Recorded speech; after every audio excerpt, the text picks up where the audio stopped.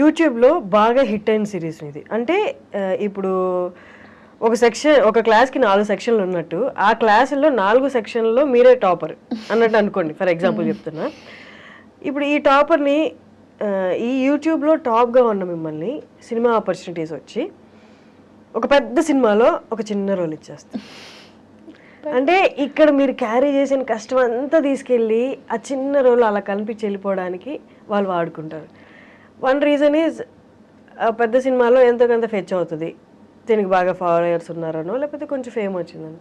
But ఓవరాల్గా మీ వైపు నుంచి చూసుకుంటే ఎలాగా హెల్ప్ అవ్వదు. అండ్ సమ్హౌ మ్యాక్సిమం మూవీస్ అక్కడే ఫిల్టర్ అయిపోతూ ఉంటాయి. 2 అప్రోచెస్ ఉంటాయి దీనికి. నేను తెలిసిన వాళ్ళ నుంచి విన్నది ఏంటంటే, నీకంటూ ఒక రోల్ వాళ్ళు రాసుకొని సినిమాల్లో ఇవ్వాలి అంటే నీకు వచ్చిన రోల్స్ అన్నీ నువ్వు ఫస్ట్ చేయాలి. నీకు ఏదొస్తే అది చేస్తే దాని తర్వాత వాళ్ళు ఓహో ఈ అమ్మాయి చేస్తుంది కాబట్టి తిన కోసం ఒకటి రాయాలనే మైండ్ సెట్కి వస్తారు. నువ్వు ఫస్ట్ నుంచి నాకంటూ రోల్స్ రాయాలి, నేను అలా కల్పించి వెళ్ళిపోను అన్న మైండ్లో ఉండద్దు అని ఒక సెట్ ఆఫ్ పీపుల్ చెప్తారు.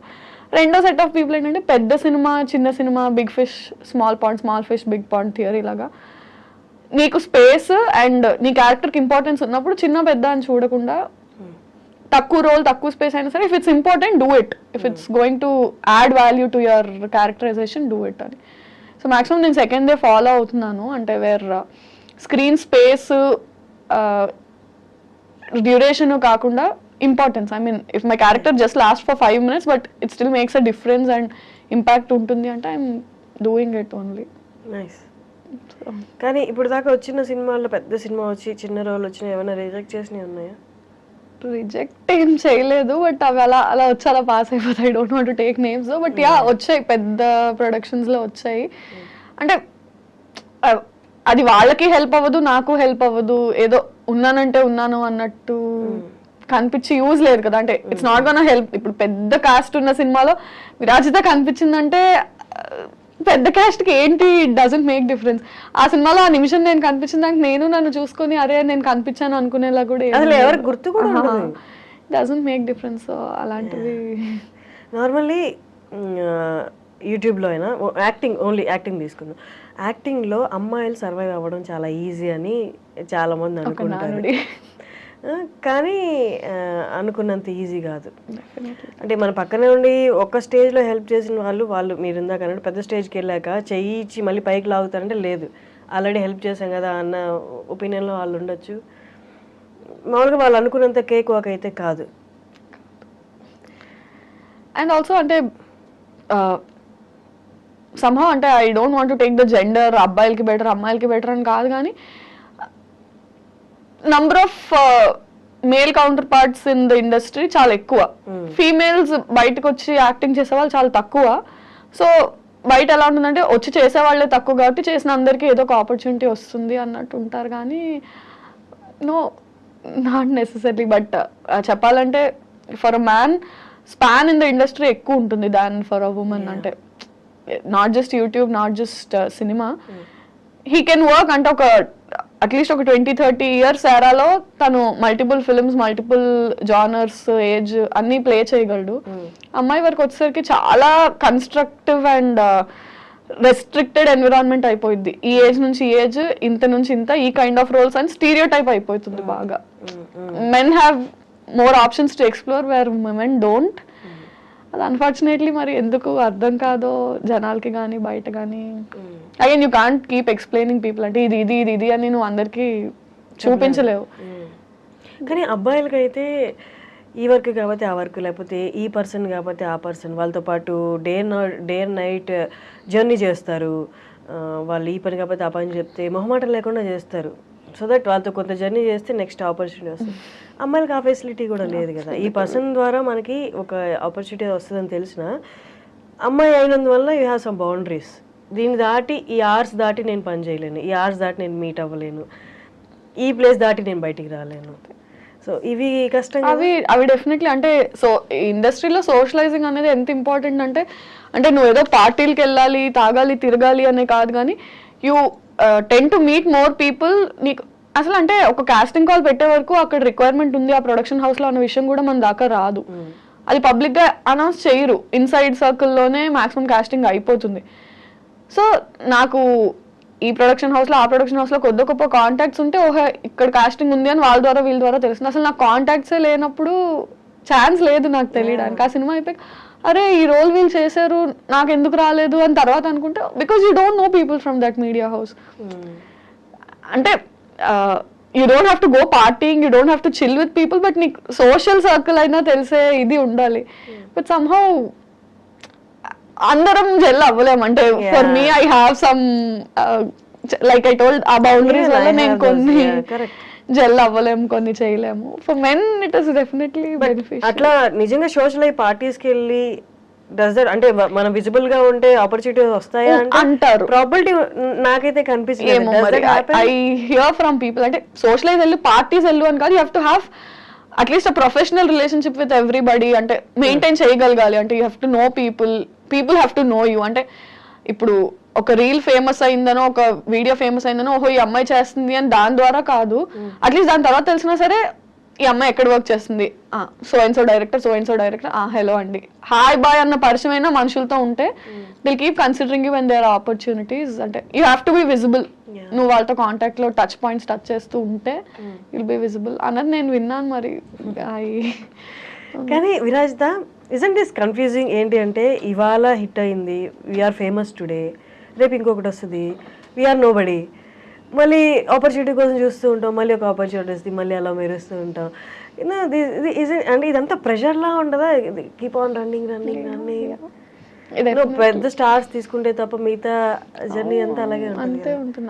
That is why fixed job set source of income ఎందుకు ఉండదు మనకి అంటే some days we're very busy, some days we're very free. అంటే వస్తే మనకు అన్ని పనులు ఒకే రోజు వచ్చి పడతాయి, లేని రోజు somebody call me, somebody give me some work అన్నట్టు ఉంటుంది. I don't understand. అంటే 9 to 5 జాబ్ ఎలా ఉంటుందంటే వీకెండ్స్ చిల్ అవుతారు, మండే టు ఫ్రైడే వర్క్ చేస్తారు, ప్యాటర్న్ ఉంది. మనది ప్యాటర్న్ లేదు. నీకు షూట్ ఉంది అంటే పండగ లేదు, పబ్బం లేదు, ఆదివారం లేదు, ఏం లేదు, నువ్వు వెళ్ళి వర్క్ చేయాలి, అదే పండుగ అంతే. Because for you your work is everything. అంటే నువ్వు ఆ సెక్యూర్డ్ లైఫ్ వద్దనుకుని కదా వచ్చావు. You can't complain about this also. నువ్వు హజిల్ చేయడానికి ప్రిపేర్ అయ్యావు కాబట్టి యూ హ్యావ్ టు హజిల్ అంతే. దర్ ఇస్ కానీ ఆ హజిల్ కొంతవరకు కొందరు సిచ్యువేషన్లో కొంతవరకు భలే టార్చర్లా ఉంటుంది. ఒక్కొక్క రోజు వర్క్ వచ్చిందా ఈ టార్చర్ అసలు గుర్తురాదు, పరిగెడతాం మళ్ళీ.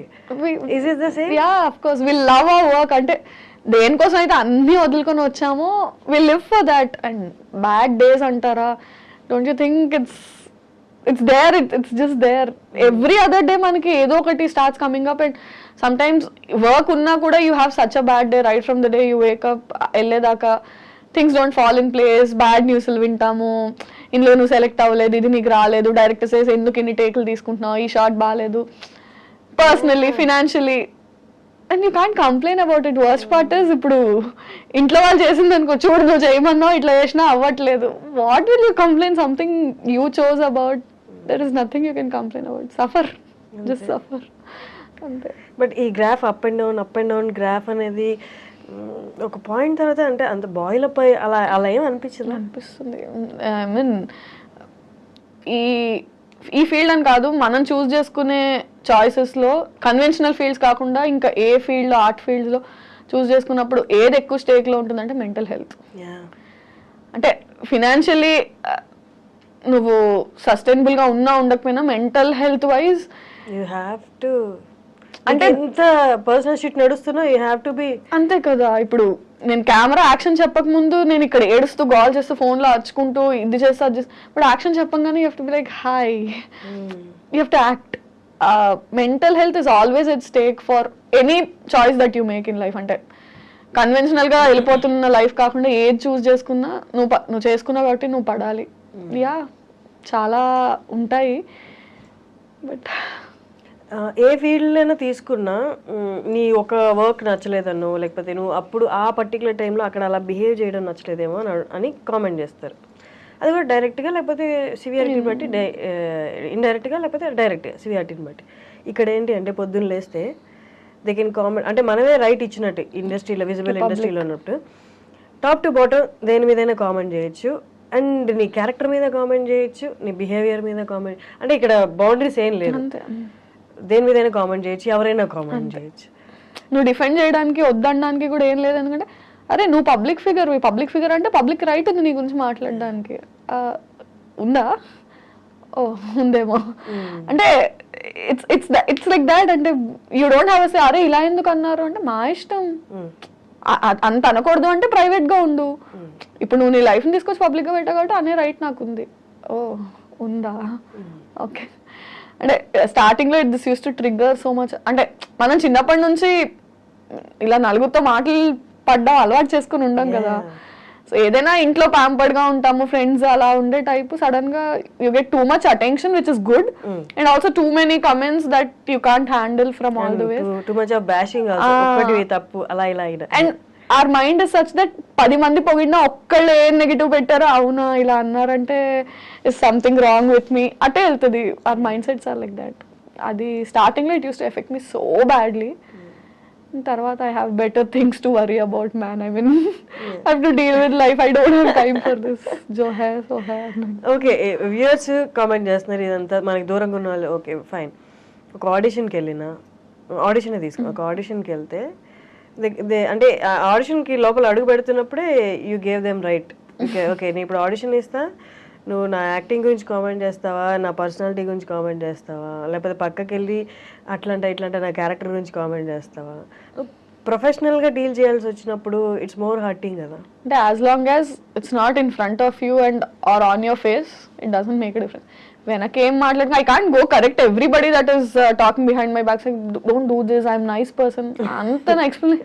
సరే నా ముందు on my face definitely they don't do it, on your face if it. But did anyone అంటే ఆన్ ఫేస్ చెప్పారా? చెప్పరు కదా, అదే అంటున్నాను. On face they don't do it. And somehow ఎక్కడైనా లైన్స్ క్రాస్ అయ్యి ఆన్ ఫేస్ ఉన్నా we're stubborn enough to talk. ఎందుకట్లా యూ కాంట్ డూ దిస్ అని మాట్లాడే స్టేట్ లో మనం ఉంటాం కాబట్టి we will discuss about. But ఎప్పుడైనా సిచ్యువేషన్ వచ్చిందా ఆయన వాళ్ళు నీ ఫేస్ మీద అన్నా, ఆ వర్క్ ఎన్వైరన్మెంట్ లో ఉన్నాం కాబట్టి, ఆయన ఒక డైరెక్టర్ పొజిషన్ లేకపోతే ఇంకేదైనా మంచి పొజిషన్ లో ఉన్నారు కాబట్టి మీకన్నా హై పొజిషన్ ఉంటే తిరిగి ఆయన కామెంట్ చేయలేను అని జస్ట్ స్మైల్ చేసి పక్కకు వచ్చేసిన సిచ్యువేషన్స్ ఉన్నాయా? పక్కకు వచ్చిన సిచ్యువేషన్స్ ఉన్నాయి, అనేసిన సిచ్యువేషన్స్ ఉన్నాయి. చాలా రోజులు అనేసిన తర్వాత ఫీడ్బ్యాక్ లో వచ్చి you can't say that he or she is in a better position or ఇది కాబట్టి you have to not do it అన్న ఇన్పుట్స్ విన్నాక ఫైన్ చలో లోలో ఉన్నాను, మళ్ళీ మాటలు కూడా ఎందుకు అని కంట్రోల్. అంటే దట్స్ హౌ యూ లెర్న్ ఏమో కదా. ఒకటి చేసిన తర్వాత with that you learn that ఓహో ఇది చేసి ఉండకూడదు అని. అనేసిన సిచ్యువేషన్స్ చాలా ఉన్నాయి. దాని తర్వాత నేర్చుకుని ఇప్పుడు ఇట్స్ లైక్ యా. ఇప్పుడు అంటే 4 ఏళ్ళు అయిపోయింది కదా, సో ప్రో అయిపోయాం. Okay what ever you say I'm at your service, fine. ఇప్పుడు అర్థమైందా అంటే ఎక్కడెక్కడ అబ్స్టికల్స్ ఉంటాయో మనకి ట్రిగ్గర్ అయిపోతుంది కదా, ఈజీగా తెలుస్తుంది. దట్ సేఫ్ ప్లే ఇక్కడ ఇక్కడ అట్లా వెళ్ళడం వచ్చిందా? డెఫినెట్లీ వచ్చింది. ప్రొఫెషనల్ గా అదంతా వచ్చి ఎక్కడో దగ్గర వెంట్ అవుట్ ఉండాలి కదా, ఫ్రెండ్స్ దగ్గర, పేరెంట్స్ దగ్గర, ఫోన్ లోనో.